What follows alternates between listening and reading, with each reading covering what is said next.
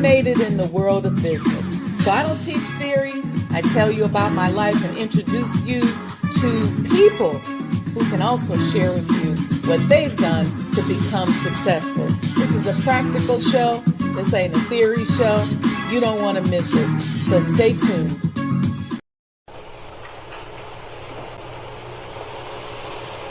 O Allah, guide me among those whom Thou hast guided aright, and preserve me among those whom Thou hast preserved, and befriend me among those whom Thou hast befriended.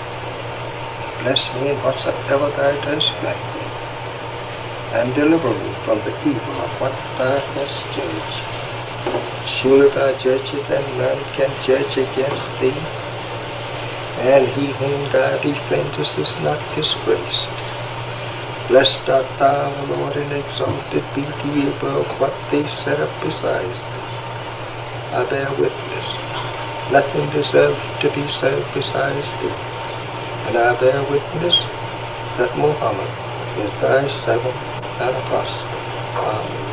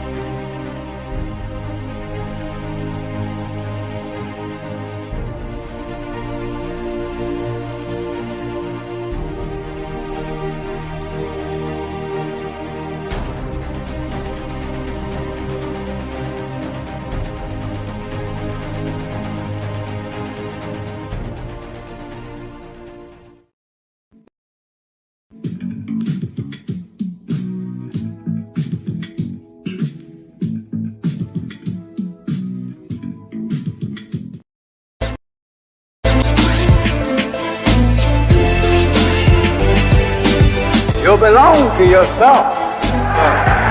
You're an independent people, created from the nation of free people. Yes, sir. You don't need to go nowhere but to yourself. Yes, sir. There will be a great separation. Yes, sir. So I said, it is on now. The college is meant to prepare you for your future. That the time dictates that if we don't do something for ourselves as a people, we will be destroyed. And the aim of the enemy right now is to take us out. We have God with us. We have Him as our guide. Yes, sir. We don't have to stand around here and ask the question, what must be done? Yes, sir. Get up and let's go and do something. Yes, sir. We cannot sit down. We cannot lay down. Yes, sir. We must get up. Yes, sir. And go to work. Do you know what real joy is in life? Visioning something and bringing it into reality. That's real joy. Do you know what the next step in joy is? Behold how good and how pleasant it is for brethren to dwell in unity. Tonight, you need to fasten your seatbelts. We're going to hear from some of the greatest minds in the world. I don't know about you, but I'm tired of trusting our future and the future of our children into the hands of those who don't love us. I believe we need to revitalize black leadership.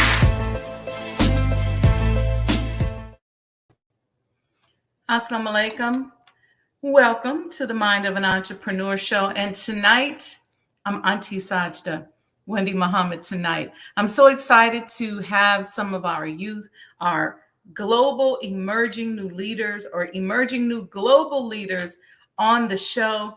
I'm going to give y'all time to come in the room because one of the things that I am committed to, and let me tell you a quick story. Some of you all have my book. It's one of my books. It's called The Mind of an Entrepreneur. When I wrote this book, my intention for writing the book was for people like myself. I figured, grown people, they need mental strategies. I was not even thinking about our youth. But guess who have been the biggest supporters and consumers of this book for me? Young sisters and brothers like the ones you saw on the show last week and those that you're going to talk to on the show, or you're going to see talking on the show tonight. Why is that important? It's important because we have to be intentional about supporting our youth, intentional about helping them to forge a way forward. Intergenerational wealth, that's the buzz now. That's all the pop culture lingo. Intergenerational wealth. I'm passing on intergenerational wealth. Let me go buy some gold. Let me buy some crypto. But what about your intentional support of them? What about your intentional commitment to them? See, that's generational wealth too. What about demonstrating a love for Almighty God Allah and being of service and letting them see you nation build? You see, that's generational wealth as well. So we're going to talk today. I want to challenge everyone watching, every adult, to join my commitment to our youth challenged. So we're going to take a few minutes, give y'all a chance to come on in the room. I'm Auntie Sajdah tonight. This is a little bit different vibe. So I'm going to show you all a quick commercial about our commemorative Elijah coins that you see up here in the corner. Make sure you're supporting. The donation link is going across the bottom. You can also Cash App us if you don't like doing those kind of links. It's $Mo Today, MOETODAY, or you can buy one of our products that we're offering out here on the site. So I'm going to show you all this video and then a little music video, and we're going to come back and bring on these new emerging global leaders. This is our future, folks. Let's support them and let's get into it.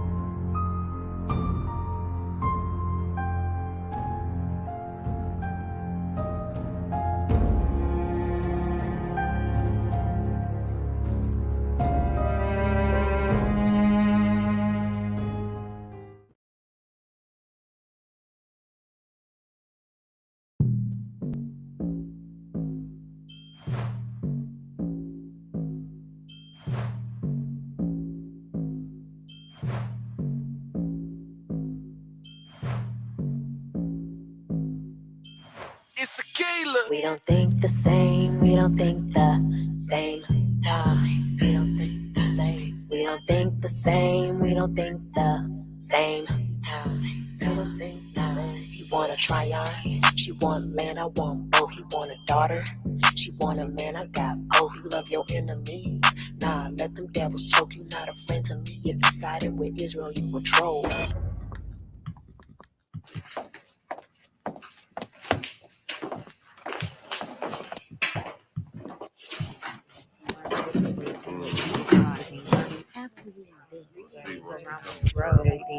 We're all God The with a woman is little honored G. and respected. She becomes a channel of power. It's endless money. You circulate the black dollar. The journey. Soldier. I want everybody around me to win.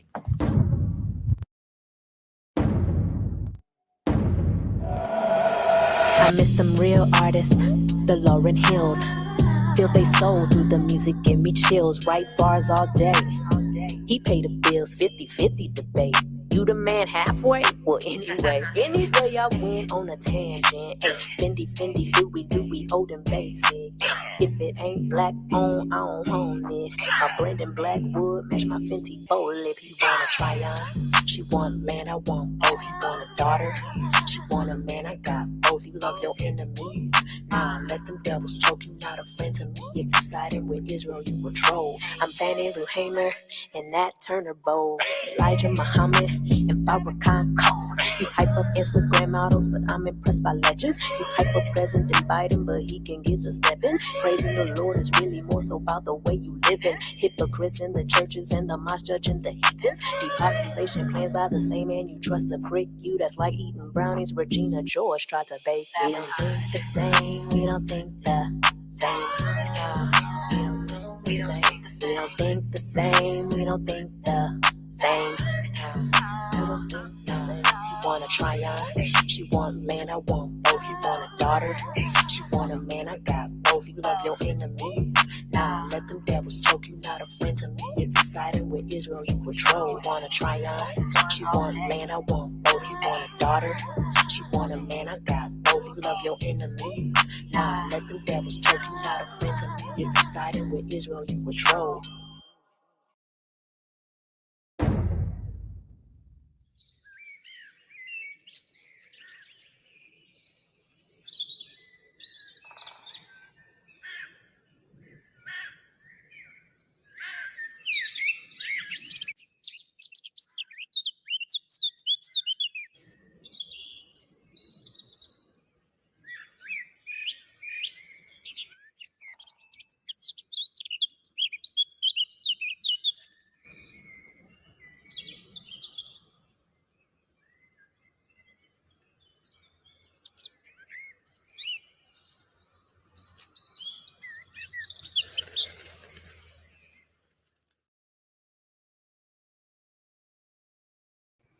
All right, that was our Sister Akila Neanda.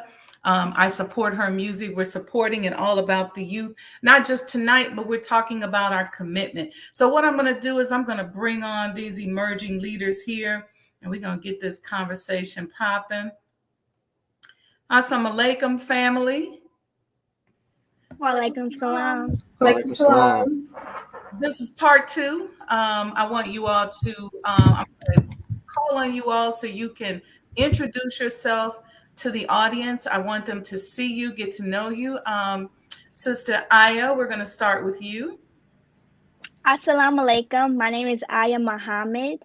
I am in college. I am a senior in college. I recently graduated high school in 2022 while simultaneously obtaining my associate's degree, which means that I only had to go to college for 2 more years instead of the whole 4. And I was valedictorian of my high school class. I've made the dean's list while at college in my first year. I'm now striving to get my BS in criminology, and I will have my degree, inshallah, in May 2024. And then I plan to attend law school and become a criminal defense attorney. Right now, I intern for a judge at the downtown courthouse here in Houston, Texas. I'm also interested in recidivism in the criminal legal system and reducing the effects of incarceration on families. And that is my research interest. I've done a documentary on the effects of incarceration on families as I was personally affected by incarceration, and that's what drives me in this journey to become a criminal defense attorney and be an ally to my people, act as a deliverer to my people, and allow them to have a voice and be helped in any way they can. Oh, praises due to Allah. Very well said. We're going to unpack that a little bit. Sister Hania, what say you? Introduce yourself. Tell us about your accomplishments and what your plans are for the future. All right, my name is Sister Hania Muhammad. I attend Texas Southern University in Houston. My major is in finance. I'm also a rising senior, so I'll be graduating in May. Some of my accomplishments, I did the same thing as Aya, graduating simultaneously with my associates in high school. I just received a scholarship from Coca-Cola. It was a leadership award scholarship. I just finished an internship with this Black-owned investment company called Loop Capital, based in Chicago. And also have an internship lined up. After I graduate, I plan to go to law school as well for tax law. And I'm also working on getting invested with real estate. So that's my plan as well. I have an internship lined up as well with a Black-owned real estate firm in Houston. And hopefully by the time I graduate, this is the plan to own a property or a few. Yes, yes, ma'am. We should talk. I had the same major. I was a double major, finance and accounting. Sister Sania, welcome to the show. Introduce yourself. Assalamu alaikum. My name is Sister Sajdah Muhammad. I attend the illustrious Prairie View A&M University. I am attending Prairie View A&M University to secure my master's degree in architecture. And I'm kind of on the design side of things where I'm interested in designing houses, interior design, anything dealing with buildings and just making things look nice, essentially. I did not pursue my associates in architecture because I didn't know that's what I wanted to do at first. Sure. However, I did knock out a few courses, so I am well on my way to securing my master's earlier than expected. As my first year at PV, I received a recognition of what's it called? High achievement, I guess you could say. Okay. And it's not something that I didn't expect it, because usually when you look back at your work, you'd be like, I could have did better. But right. I mean, they saw something I didn't see. So that praise be to Allah for that. I also plan to secure a few real estate properties myself before leaving college and just stacking up my portfolio. All praises due to Allah. And we saved the king for last, Brother Sultan Sadiq. Please introduce yourself. All praise due to Allah. Assalamu alaikum. My name is Brother Sultan Sadiq Muhammad. I'm a fourth year mechanical engineer major at UIC, University of Illinois at Chicago, also minoring in communications. So inshallah, by this time next year, May 2024, inshallah, I'll be graduating with that Bachelor's of Science in Mechanical Engineering.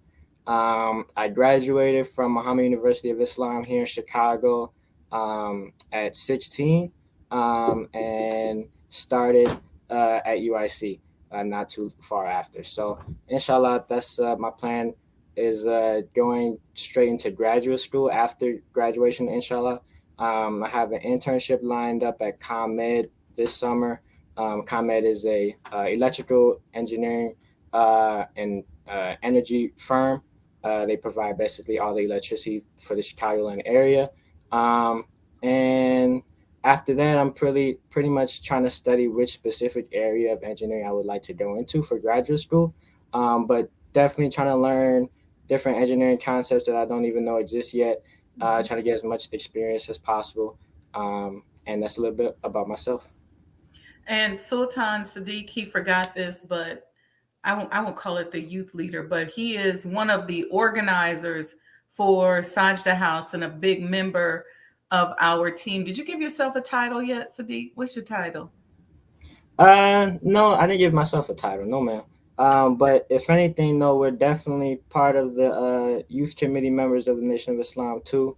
So we're definitely trying to encourage youth all across the nation to be more engaged and active in initiatives within our nation. So whether it's Sajdah House, whether it's different ministries within the Nation of Islam, Ministry of Information, of Health, wherever it is, we're trying to, our goal is to definitely impact and encourage youth to work in and for their nation, wherever it is. Mm-hmm. That's exactly right. One thing for all of us to remember is that preservation of our history is very important. So as you all go through these journeys, making sure that you're documenting your history, study your family history, go back as far as you can, and make sure you're documenting that, because we have to own and monetize our own stories. And you all hear me say this all the time. And that is something that is very, very important, because what happens is we start going through life, right? And we're busy and we're working, and we forget about our history. And then you all will go on and get married and have children, and then your children won't know about your parents. So this is a very important phase for us as a people to begin to document our journeys. Think about it. Wouldn't you love to have a copy of a journal from your great grandmother when she was your age, or your great grandfather when he was your age, just to know what were they doing? What were they thinking at your age? What legacy are you walking into? So don't forget about yourselves as you're moving forward and carving out this path. So I want to just tell you all, just to connect some dots with me, because I know you all know me, but just to give you a little bit of background. So I went to college. I didn't get out as early as you guys. I came out came out of high school when I was 16. I was in a gifted program throughout high school, and I was into music, arts, and science. So I let somebody talk me into engineering. When I went to school, I started off majoring in computer engineering. And you guys know how engineering goes. You go and then you have to get into the engineering college. So when I got into the engineering college, I had an internship. And this is why internships are very, very important. And it's important for you to just pay attention to just about everything that you like. I'm going to break that part down in a minute. But I did an internship at McDonnell Douglas in St. Louis, which is a company that was making fighter jets and airplanes. And I hated it. I was like, I do not like this major. I do not want to do it. So I went from thinking I wanted to be a doctor in psychiatry to engineering. But the whole time in high school, ever since I was a little girl, I always wanted to be a business person. But I let my counselors talk me into engineering because I had good math and science scores. They tried to talk me into to being a doctor and going into healthcare. So when I switched my major, I had so many credits, I ended up doing what they had. We had a 5-year program, which is like a master's. So I did a dual degree in finance and accounting. And then I had to go the long way to get myself back to what it was that I wanted to do. So don't be afraid if you start to change your mind or you decide you want to do something else. It's okay, because the internships are important because they help you to know what you like and what you don't like. And then when I went into finance and accounting, I went into public accounting. And I realized I hated tax because I didn't like working in the tax department. So I realized, but I would not have known that had I not worked in the tax department. Once I started working in the tax department, I was looking over there at the business consultants going, I want to do what they do, because I started to feel constricted because I liked real estate. I liked business. I wanted a hotel, a hospital, and an MBA team. So when I started looking over there at the consultants, it was a good old boys network, and I couldn't get over there. And then there was a company called Enron that was based in Texas. They had a bunch of fraud that happened, and a new law came out that said that you could not work in both accounting or auditing and consulting at the same time. So I got a chance to jump over into the consulting world. But as soon as I did that, I ended up moving to Chicago and working at the National Center in the National Secretary's office and for the Honorable Minister Louis Farrakhan for 7 years, and then went back off into consulting. So I'm just saying to you all, stay open to your studies, because everything that I touched when I was your age, I do today. So healthcare, I thought I wanted to be a doctor and a psychiatrist, but I ended up in healthcare, ended up getting an honorary doctorate degree, building a hospital. I ended up doing real estate and real estate development, which was something I wanted to do. And I ended up in finance and accounting. I did get fired from one internship. So, and nobody gets fired from an internship, but I got fired from an internship at the New York Stock Exchange. I was moved to enough. I don't think I was predatory enough, so they didn't really like me. So they let me go. But I'm just saying all that to say to you all that it's a journey. I think somebody has two devices on, so they're echoing now. You may want to put yourself on mute if you're not presenting. How about that? I think it might be you, Sister Aya. So anyway, stay open. I'm sorry. Go ahead, sis. What was you gonna say? Oh, I was saying, were you asking me a question? My thing had went off a minute. No, I was saying put yourself on. Thank you. So stay open. Just this is a journey, and just keep seeking and put one step in front of the other. I want to go back around to you all and talk about your majors, because one thing that I believe is very important for you to focus on is nation building. That's a different way of looking at your career than if you're just looking at graduating from school and getting a good job and matriculating through the corporate world. So when you're matriculating through the corporate world, you're not necessarily as concerned about grabbing up as much knowledge so that you can become a builder and developer for your people. When you're matriculating through corporate, you start to then focus on, what do I have to do politically? And what projects do I need to be on politically? And what jobs do I need to accept politically in order to move me up the ladder? And so I want to start, we'll start with you, Hania. I want to talk about how you see what you're forming in your mind as your path forward. How do you see that serving your nation?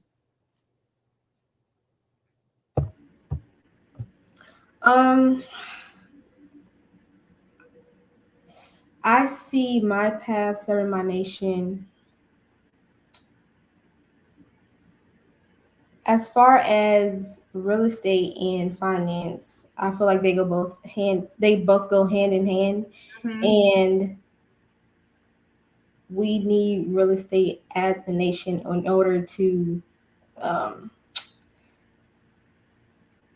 real estate, right? Because we got to own up some of this earth. We have to own our own land. Mm-hmm. Finance is important because we all have businesses, so we have to know how to control our money, what's mm-hmm. going in, what's coming out. So I think that is important, and I'm still trying to figure out what I want to do, where mm-hmm. I want to go. Mm-hmm. So that's where I'm at right now. But think of it this way, Sister Hania. We plan and Allah plans, and you know who the best planner is, right? Right. For myself, with all of the experience that I had, I never would have thought that I'd be doing what I'm doing today mm-hmm. for my nation and some of the things that I've done. But when I look at it, I see Allah's plan now. I see how He put me here, and I had to learn that, and He put me there, and I had to learn this. So mm-hmm. as you're going through that journey, just keep learning and keep documenting and keep writing, and you'll end up, because it's all a pipeline, it's all preparation for where you're going and building our nation. You mentioned finance and real estate. Yes, that's going to be important. And I think for you, really focusing on the future of finance, mm-hmm. understanding the economic program as laid out by the Honorable Elijah Muhammad. I have a show here where I broke down the economic blueprint, what he said we should focus on, focusing on the needs of the people, the industries. I broke down the economy because economics was something that was big for me. I broke down the economy and did a comparison and contrast to what it's like today. So it's going to be important for you as a finance person to understand central bank currencies, cryptocurrencies, what's happening with the dollar, mm-hmm. how it's going to transition, the gold, what becomes the currency. So become a subject matter expert in that as well, because that's going to be a big need as we go through this major wealth shift as the dollar begins to tumble. Mm-hmm. Okay. So thank you for that. Sister Aya, we're going to go to you. How do you see your work in criminal justice? And I see you bringing in your own personal experience into your career and it's fueling your career and your desire to be successful in that industry. How do you see that supporting your nation? Well, first and foremost, although we're trying to build our own nation, we're still in the white man's world. And because of that, our people are still struggling and succumbing to some of the things that allow them to be pulled away from the nation. And in that, we need criminal justice fighters, people who are willing to fight for our people and allow them an ally, one to return back to Allah, allow them to have a voice again. I am an advocate for not letting people suffer alone. And I've realized that there's a lot of commonalities within the nation and within our people who are lost found.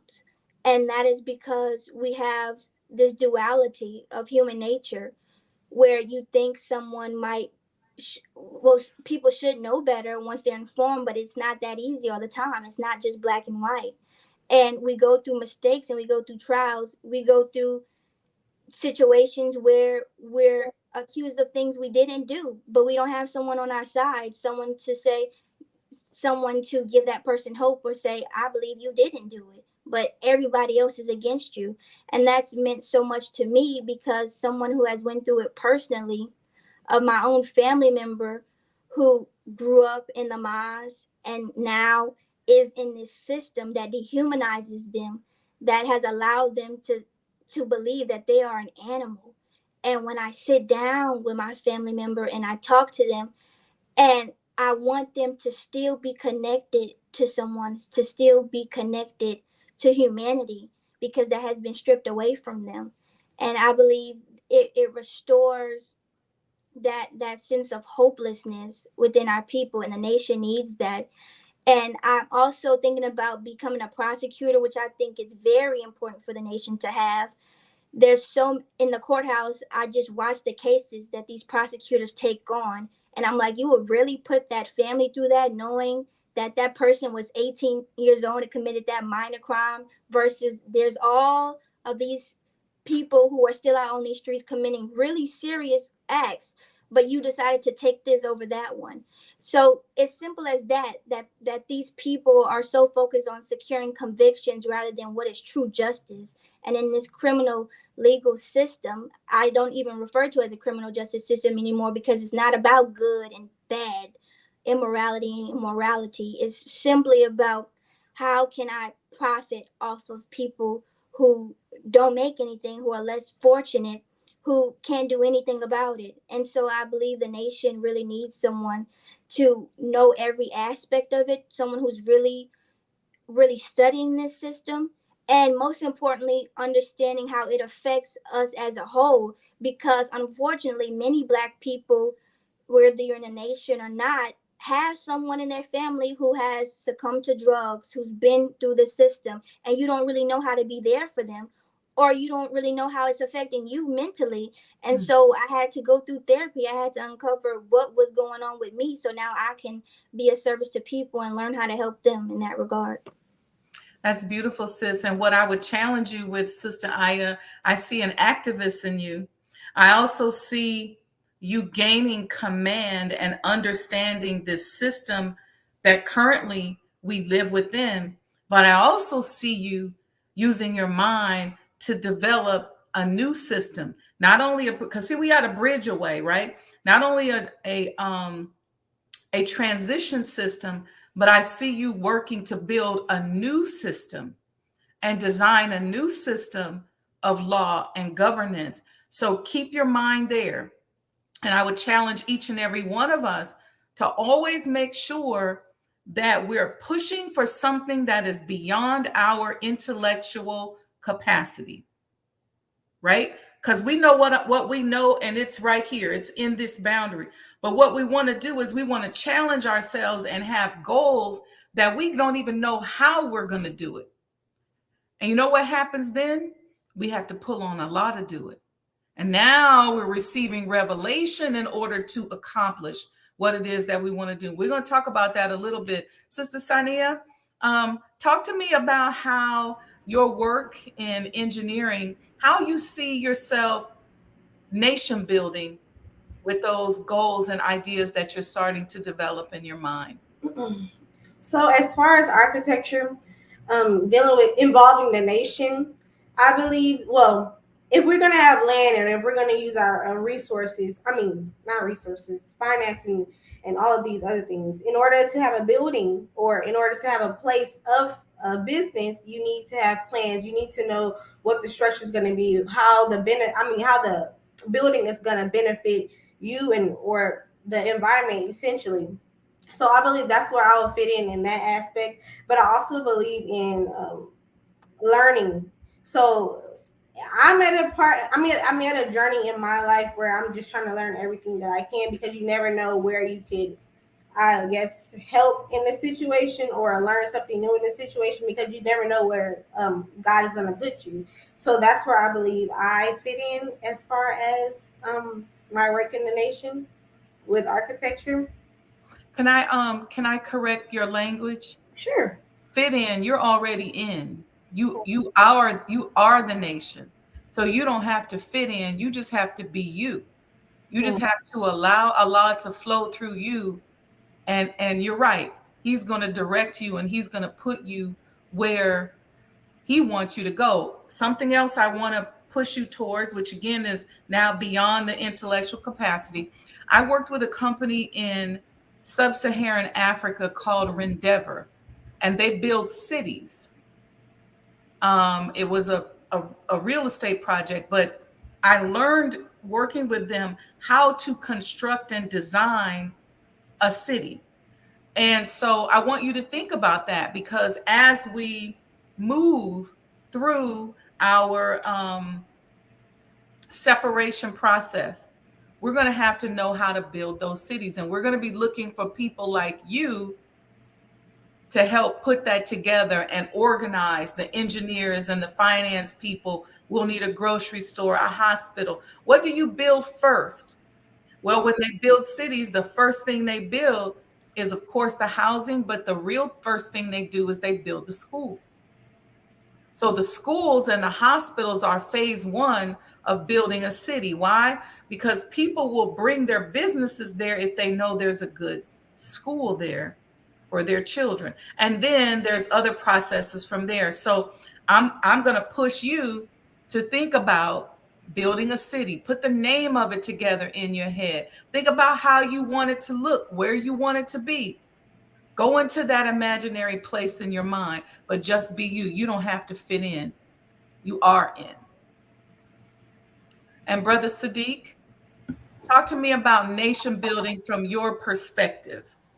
Yeah, yes, ma'am. First of all, I'm just extremely grateful for that interaction between yourself and Sister Sania, because that underlined a lot for me just now, because I'm in that same position where keeping myself open, willing to learn pretty much everything. Those who know me, like I've had experience in agriculture, trying to figure out how does mechanical engineering fit with the agriculture and farming and having a real sustainable lifestyle and feeding ourselves. I had an internship with the Civic Coalition one time, with learning how to properly communicate with people, advocate for like social justice issues. And really, every time I'm in these circles, I'm blown away by the underlying fact of the investment and support that is feeding our generation since day one as babies. Like, I truly appreciate Muhammad University of Islam, the teachings really across our nation to establish a generation of nation babies, quote, who are just willing to work and learn so much for our nation. We see ourselves as the nation, as you said. We take ownership in it. And I'm truly appreciative of that. As far as engineering goes, with studying mechanical engineering, it's, of course, not only just the technical side of it, learning how to build machines, learning the design process. But for me, it's more so the communication and advocating of that. how do I educate and learn somebody who isn't really familiar with like super large technical terms? How do I break it down and educate them on what a simple machine or simple process does? That's what I'm interested in. And I'm really trying to figure out how to narrow that specialty for like grad school, inshallah. But really, honestly, that back to that interaction between you and Sister Sania, it was a little bit of a turning point for me, because it's like, wow, we have a generation which is already known and known for a fact that really sees the nation as our own. It's ours to build it, to establish and build upon the foundation that we have. So that kind of answers your question and add a little bit to it as far as where we are and the foundation that we already have and how it can be improved upon and built. So let's add some perspective to that. So you're right, mechanical engineering, you can go into design, you know all of this stuff. Let me give you all I want to take you from here to here, okay? You all are being groomed at elevated places, at Muhammad University, to be world leaders, okay? We have our space that we're referring to as the nation, but our real space as a nation is the world. It's a world view. So that's why I'm calling you all emerging global leaders. That's why I'm pressing you to understand different civic and criminal justice systems, different finance systems, alternative finance systems. What is the medium of exchange in China, in India? What are they using? What is the BRICS system? And as far as engineering is concerned, how do we design things so that we're not just trying to design something for cheap, but so that we're keeping people healthy? We're not giving them cancer. We're putting things together so that people can live. So I want you all to think from a worldview, because in a very short period of time, see, remember, Islam comes after all else fails. All right. And in a very short period of time, this world is going to be looking to you all, or us, right, for answers to world problems that have been caused by demoralization and the taking away of rights, right? Remember our Savior's Day speech given by our beloved Honorable Minister Louis Farrakhan, Armageddon, the demoralization. Who's going to pick up the pieces? Who's going to rebuild these broken cities? You all are looking at those builders. Those builders are your friends. Those builders are your aunties, your uncles, your cousins, your sisters. Those builders are those people you're working with, Sister Aya, who are coming out of the criminal justice system and who are returning citizens, who now may not have the burden anymore of demoralization and can really focus on their gifts. So let's turn this conversation. Absolutely. May I add on to this part? Please. Also, not only the keynote address from Savior's Day, but the youth presentation at Savior's Day, where the minister spoke as far as the moral compass of our youth. It's not just, of course, learning and sharing with other people on a worldview, but also our nation's culture. Like, for example, when we become moral images of what it means to be a young Muslim in the ranks, actively learning, we become a symbol and image for other cultures. Like, for example, I'm part of the Society of Hispanic Professional Engineers at the UIC campus, and my brother is a member of the National Society of Black Engineers. So we were kind of had this Hispanic, Black and brown little unity going on the engineering college. But when you become a symbol and image of what it means to be a righteous and moral student in your field, you attract those to your nation and where you got it from. I just wanted to add that too, because it comes from what the minister shared at that summit plenary session on Savior's Day, when we're righteous enough to love the law and love our nation and the foundation that we've been given, we become that for others, where we attract like-minded people. Mm-hmm. I love that. That's beautiful. Thank you for that. I want to push you all and think in a different way, and then I'll ask you a question. So one thing that happens to us as a result of slavery is that we label ourselves by what we do. He would say, well, who are you? And then I may say, oh, well, I'm an accountant, or I'm a real estate developer, and I'm a whatever. We come up with these titles. I want to go back to the origin of that. And it's something that I actually just learned right before the pandemic. I was in Benin on the west coast of Africa. And we went to these slave malls. Yes, slave malls. And above each of the stores in the slave malls was written the profession of those slaves that were for sale based on where they got them from. So rice farmer, breeder, herder, different occupations. And they did that so that when the people came to buy the slaves, they knew what they were buying. They're like, okay, I'm in Louisiana, we do rice, or I'm in Mississippi and we do cotton. What slaves, this is how sophisticated the slave trade got. What slaves can I buy that will be best, that can better hit the ground running? So I thought about that.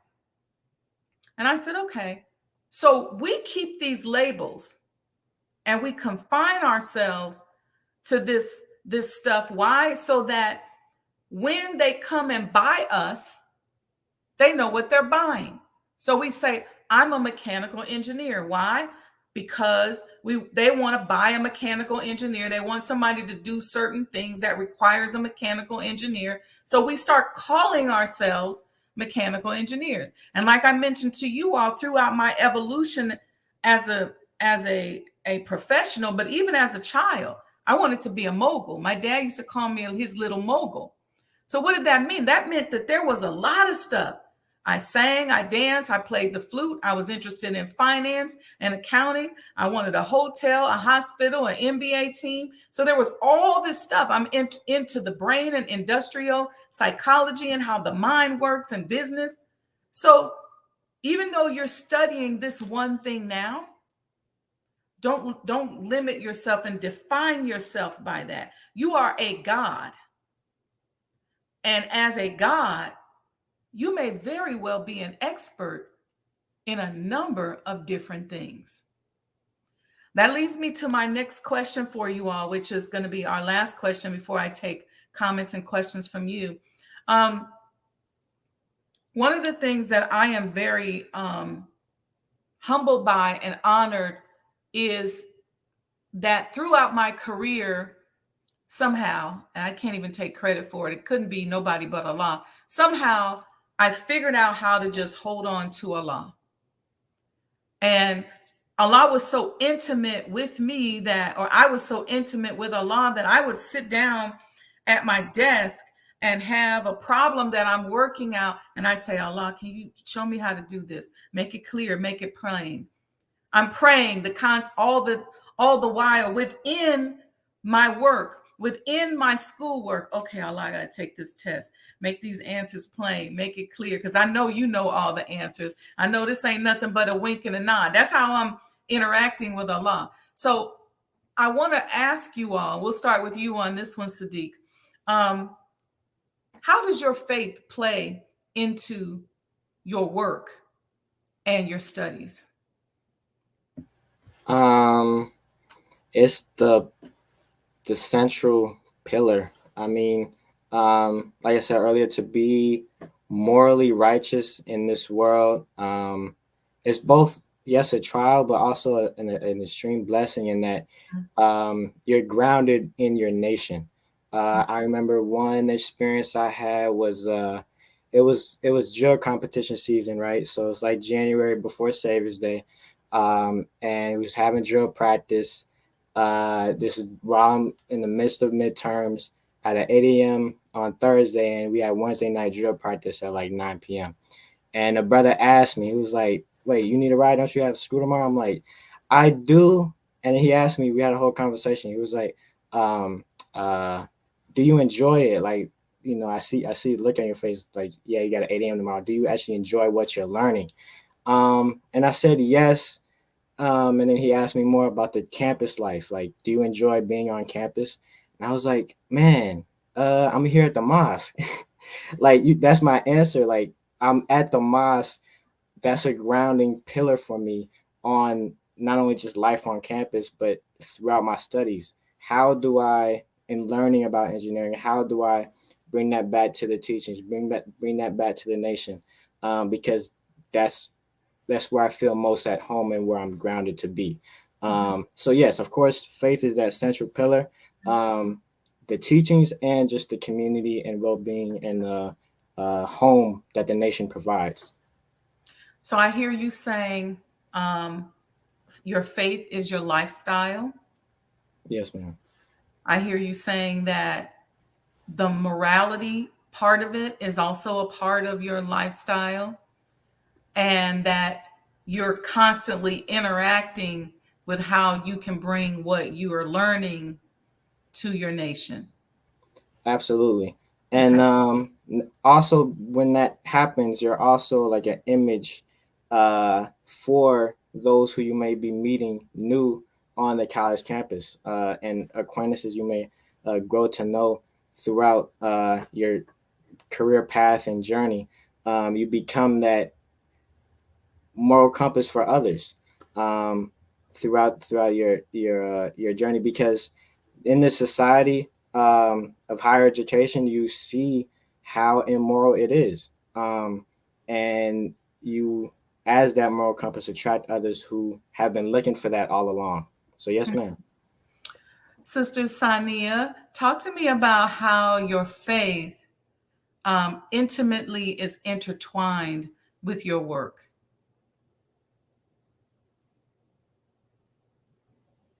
That's for you, Sania. Uh-oh, maybe she can't hear me. Okay, we'll shift over to you, Hania. We'll let you take over that one until. Oh, sorry. Were you talking to me? My internet went out. Yes, ma'am. I was talking to you.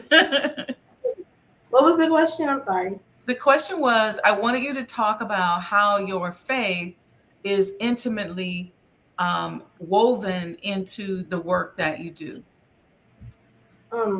Honestly, growing up in a Muslim environment and growing up as a Muslim child, the things that we learn puts us in a different mindset and sets us apart from other people.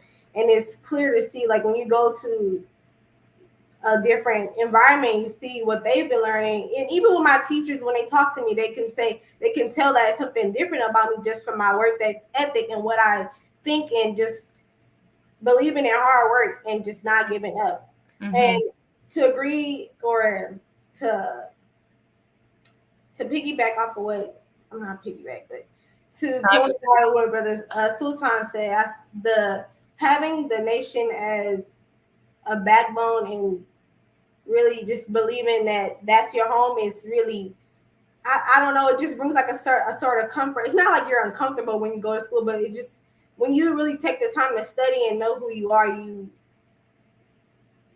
have your base and you have like somewhere that you go to learn. So it's like you're going back and forth. That's why it's so important to always go back to that base and not forget where you come from, so you won't lose yourself. So I would say that's where faith really plays a part. And honestly, this year I had this one class, and the first day I went, I was just like, I don't know how I'm going to do this. I just didn't know.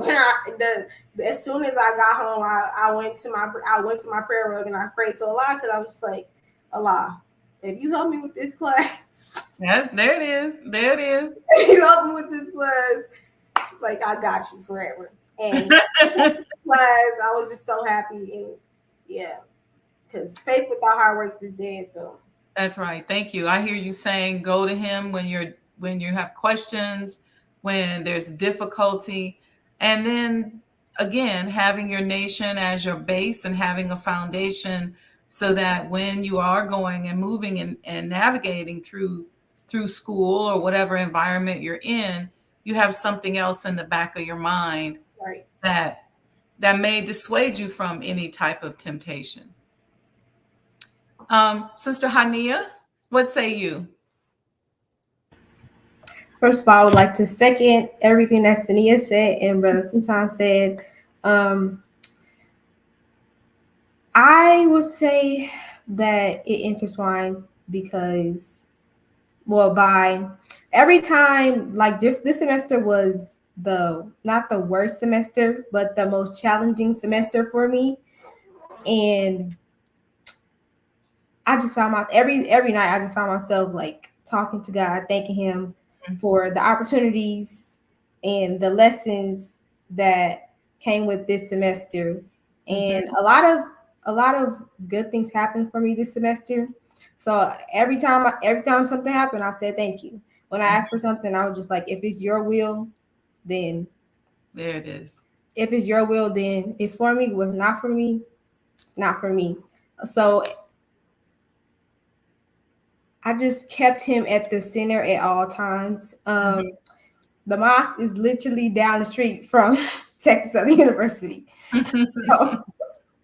So whenever I know, like every time there was an event or something, I didn't, and there was a mosque event, I would go to the mosque because I don't like to be at TSU unless I have to do something for an organization or school.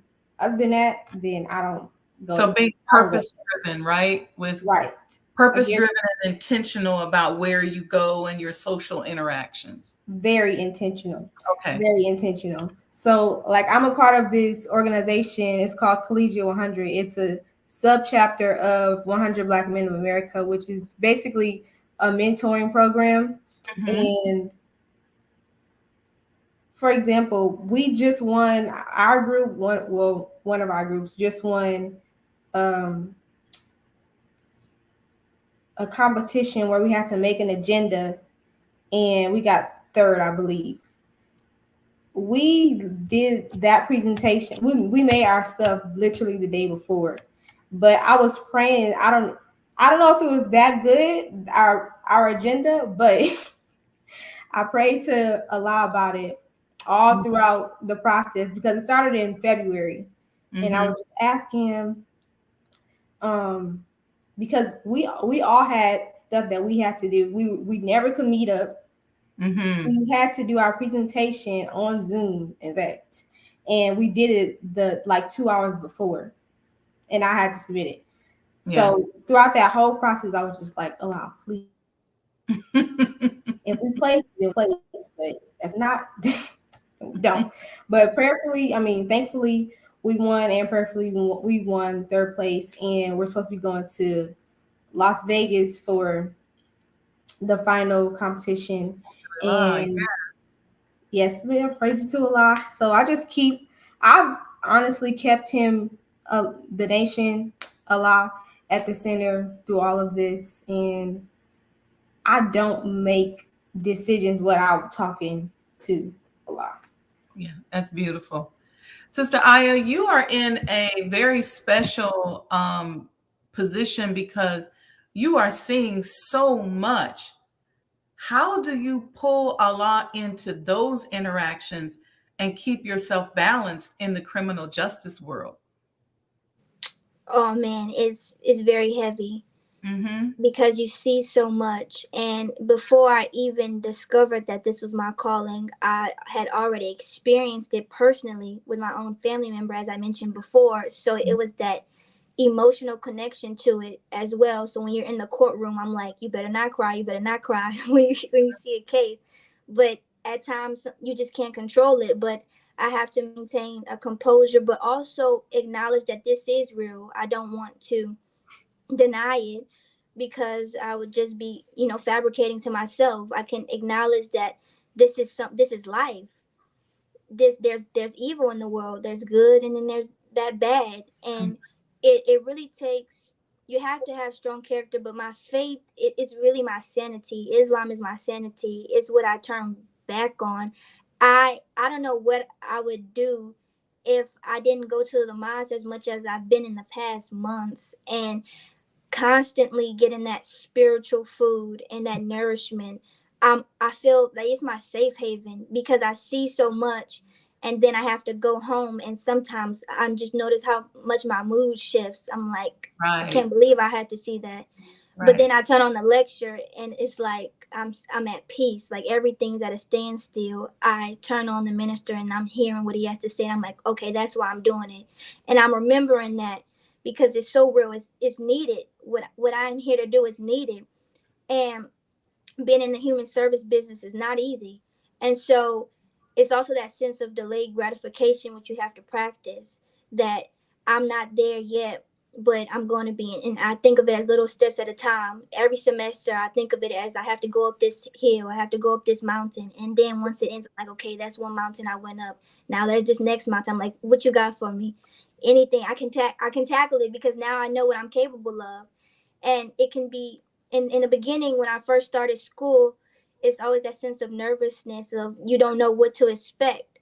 But then as you go through it, you get a little bit more comfortable, you acquire more knowledge, and you are able to turn back to Allah anytime. And I just take it one day at a time. I have to, because I struggled with anxiety, and I used to be such an extreme overthinker. But why would I question God if I'm already doing what I know I'm supposed to be? Why am I doubting that?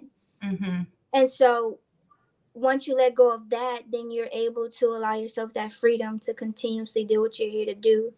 And so I go to a Catholic school. That's another thing. Hearing them talk about their God and what they believe in, sometimes I'm just like, oh Lord. But understanding other people's perspectives, and it's also important, I believe, for my calling, because I need to know how the people I'm dealing with think. And Mm-hmm. that's been very beneficial to me because I wasn't as knowledgeable in the Bible and understanding how people break things down, but I'm able to, I guess, counter their points by using what they're looking at too. And so I'm able to understand their way of thinking, and that's been important for the field I'm going into, and understanding the language and how to talk to different people across the board, because this is very diverse field. You see so many different people, and you have to know how to talk to them, how to be open-minded. But my faith is what has allowed me to be on this continuous journey and keep myself grounded. Let me tell you two tricks that I use. One thing that I used to hate about myself was I'm really sensitive. So when I was growing up, I would have anxiety. I wouldn't tell anybody, but I would cry all the time. I didn't know how to deal sometimes with just basic things because it would hit me. I didn't know how to handle my sensitivity. And so I started to hate that about myself. And when it wasn't until I became a professional that I figured out, I said, you know what? If Allah made me that way, this way, then this must be a gift. There's a reason why I can sit at the table and see what they don't see and hear what they don't hear. I can go down to the granular levels of detail that they would not even think about. So I can't hate myself or become anxious over how sensitive I am. I have to know how to manage it and use it as a tool. So then what I learned, and I especially started doing this when I was working in the healthcare field, because I have been a developer where I would go in and develop and consult, and I get in and get out. And in the healthcare space, when I was building the clinics and the hospitals, I stayed longer than what I had planned on to help them to build. And it's hard when you're dealing with life and death every single day. Every time you come to work is somebody that looks like your auntie, your mother, your uncle, your father, who's facing life and death, who's dealing with all these healthcare disparities. So what I had to learn to do, because I know I'm sensitive, is I had to learn how to manage my vibrations. So I know what things I can do that will return me back to the right vibration, whether it's a walk outside, whether it's certain music, whether it's keeping my Quran or lessons right here by my desk, whether it's just saying my prayers and then just sitting in a meditative space, but just learning how to analyze my own vibration so that I can bring myself back once I go in and get impacted by something. So that's an important tool. So I know we're at the top of the hour. Before we end, I just want to ask you all a question that I asked everybody last week. What can I do for you at this point in your journey? And I asked that because this is the space right here where sometimes mistakes are made. So we graduate, we're in school, and we mess up. And we're on these shows like this, and everybody's looking at us like, yay, yay. And then we mess up. And so what I want you all to have is the tools at your disposal so that when you make a mistake or when you have a mishap, not if, when, it's going to happen. But what's the real thing? How you respond when it happens. I don't want you all going into some anxiety driven state and feeling like you don't have anybody. So I want to ask you up front and offer myself to you and say, how can I be of service to you right now? And if you can't think of anything, it's okay. But just know that my commitment and my part of this challenge is being of service to you, because you're going to have some dark moments. You're going to have some rough patches. You're going to have some challenges, but you have somebody, you have an auntie that is here to support you and help you so that, one, I already bought and paid for a whole bunch of pain with my blood, sweat, and tears. So there's no reason for you to pay for it. So if I can give it to you and give you some games so you navigate these landmines, because I already done paid for it, so you might as well come and get it. But if you do stumble, knowing that there's an answer and knowing that you shouldn't worry. And always remember this, you don't know enough to worry, because something can always happen that you know nothing about. So I'll let you all chime in when you want. If you can think of something that I can do for you now, if you want to talk about it later, but I'll go around the room. You can say that and then say your last parting word, not last, but your parting words for the end of the show. And then we'll go from there. Sister Hania, I'll start with you. I would, since we were kind of on the similar path with finance and accounting and real estate, I would just ask for some advice. And you have my email. Yes. Right. So you can send me. Yes, you can send me an email. And if you want to do a Zoom just to talk about finance and accounting, I'm open to supporting you in that way. Or if you have questions, I'll give you all my number. If you email me, you can text me if you want. But you have a person, a corporate professional that's in your corner. Okay. And then my parting words would be, thank you for this opportunity. At first, I didn't know if I was going to say yes or not, but I was just like, you know what? Let me just do it. So thank you for the opportunity. I really enjoyed myself and hearing from my peers. Yes. Well, thank you for giving me the honor to host you tonight. You're welcome. Brother Sadiq, what say you? Yes, ma'am. Our praise is due to Allah. Honestly, I wouldn't ask of you anything that which you haven't already given, and that's presence.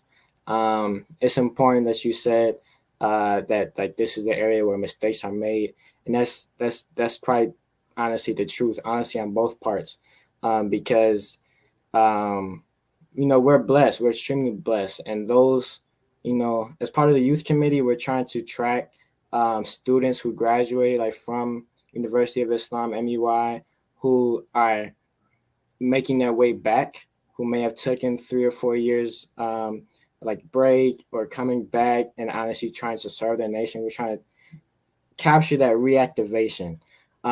So aside from just presence and your constant words of encouragement to show that not only we can be students and have that lifestyle of our teachings in our nation, but also share that with others, our peers who may be just a little bit more hesitant or attach personal realities to whether it be the mosque or the nation.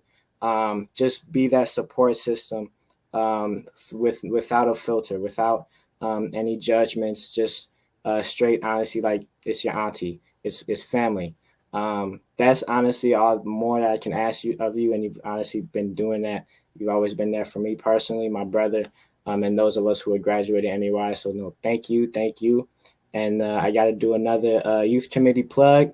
That inshallah, like we as a youth committee, members of the Nation of Islam, we're a support system for each other.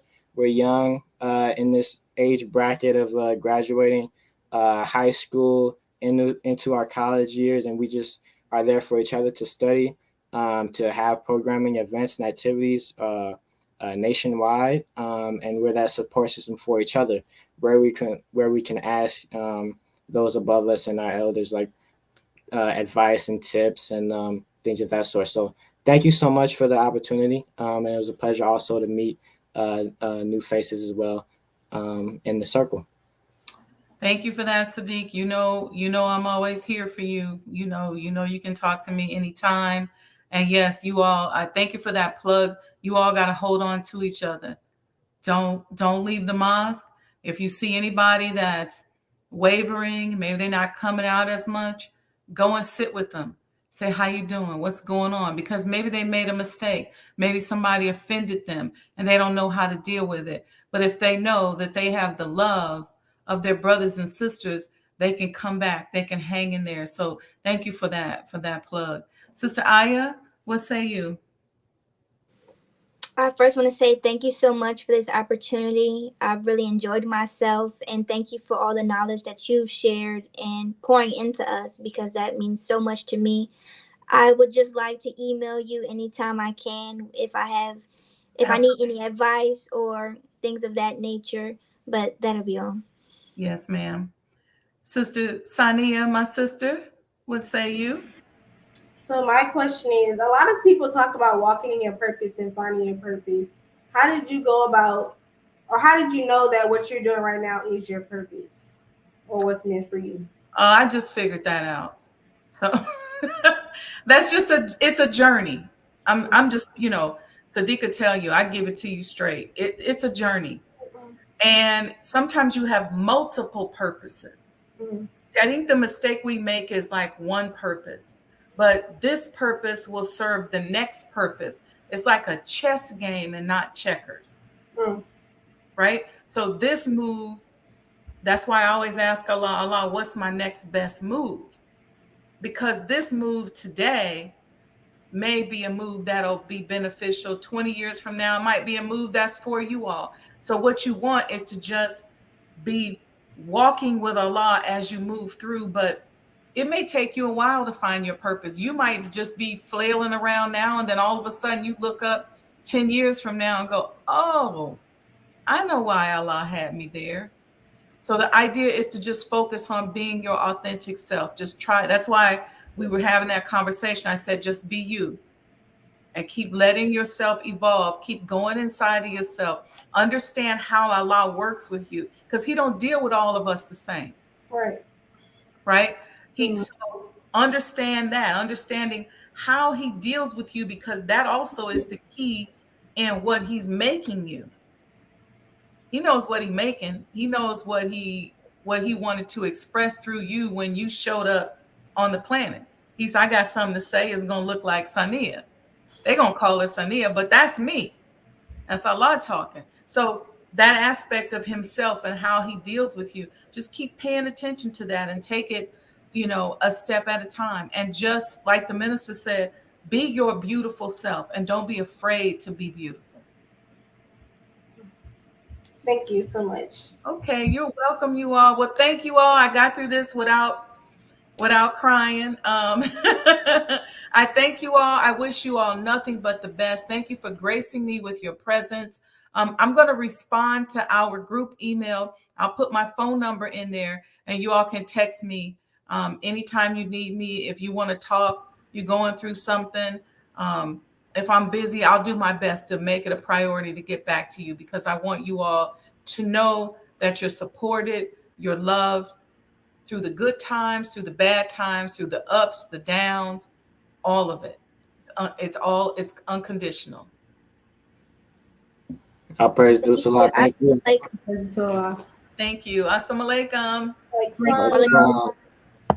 Wow, I got through that, y'all, without crying. I made it. Those are my babies. All praises due to Allah. Thank you all for chiming in. Thank you, thank you, thank you. I really appreciate it. Make sure you get your commemorative Elijah coin right now. The next, there's probably about 15 left. People who buy their coin will get this leather-bound journal. If you use the discount code Messiah, you get 10% off of everything on the site, the baseball caps, the berets, and the coins. And then if you're one of the next 15, you get this leather-bound journal that's got Sajdah House embossed on it.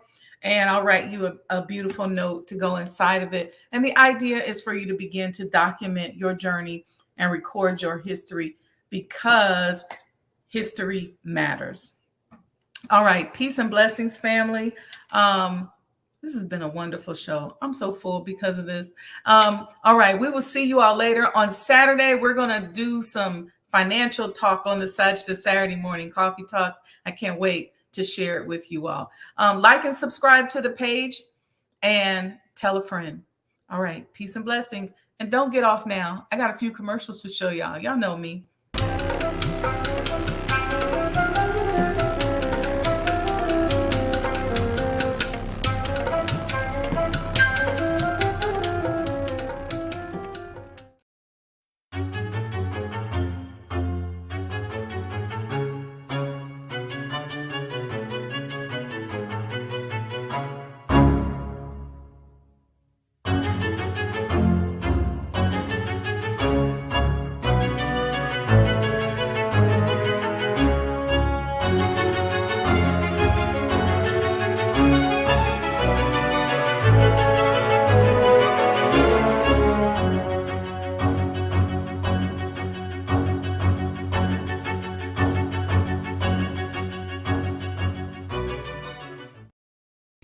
Greetings, conscious entrepreneurs. Add the Mind of an Entrepreneur show to your Roku TV lineup and catch up on past episodes of all your favorite Mo Today shows.